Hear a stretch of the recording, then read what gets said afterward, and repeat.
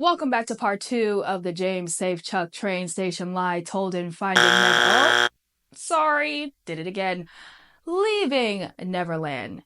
In part 1, we showed you, using Safechuck's very own words and the main train station permit, that it is impossible to get essayed in a train station that isn't even built at the time of your claims. So let's take a look at the fallout of this.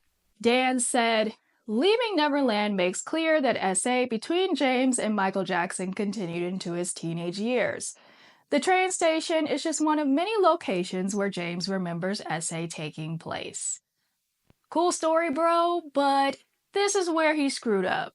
In part 1, we showed you the exact court documents where Safechuck claimed under oath, years prior to leaving Neverland, that the start date of Michael Jackson essaying him was 1988 and the end date was 1992.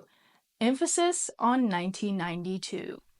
So this makes what Dan Reed said quite literally impossible because it contradicts what Safechuck himself said in court. Not to mention, Dan should have probably given his documentary, the one he directed, a rewatch because in Leaving Neverland, Safechuck says himself that the train station incidents happened early on. Dan, what are we doing here, man?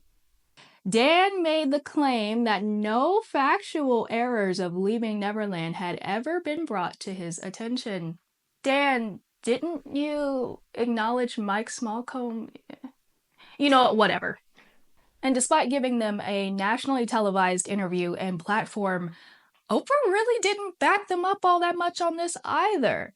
You see, in February 1993, Oprah Winfrey interviewed Michael Jackson in what remains one of the most watched interviews of all time. If the main train station had indeed existed in February 1993, it most definitely would have been showcased not just because it was named after Jackson's mother, Catherine, but because it was one of the biggest attractions at Neverland. In fact, during an April 2019 interview with Trevor Noah, Oprah low-key acknowledges some of the mistakes and contradictions within the Leaving Neverland documentary, but instead she excuses it, calling it a Wednesday-Thursday thing and saying she never wavered. No mention of a train station, though.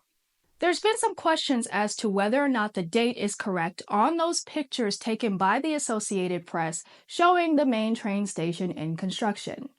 Check out what we found. We got our hands on a couple of undeveloped photos that were in the same batch of pictures that were taken by Lois Bernstein on that day. Now I want you to take a very close look at the top. If you look closely, not only will you see confirmation of that December 13th, 1993 date, but you'll also see the words AP Leaf Desk. Let me explain.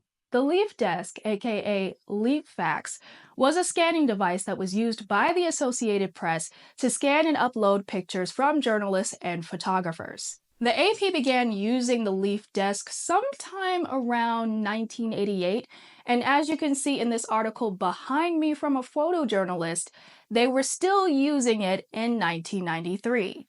This is important because, as this article states, the Leaf Desk, aka Leaf Fax, didn't have a memory scanning device built into it. That means each time it was being sent to a new location, the journalist or photographer would have to manually put the information in. This means the date on those photos are absolutely correct because there was no prior version of them. And the same is true of that aerial photograph taken by Lois Bernstein.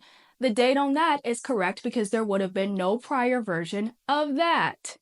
Simply put, that's when the photos were taken, that's when they were uploaded, that's the information that was put in, and that's the date that they were taken on.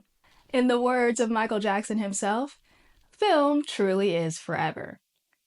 Thanks for tuning in. Make sure to keep up for future episodes, and remember, facts don't lie, but people do.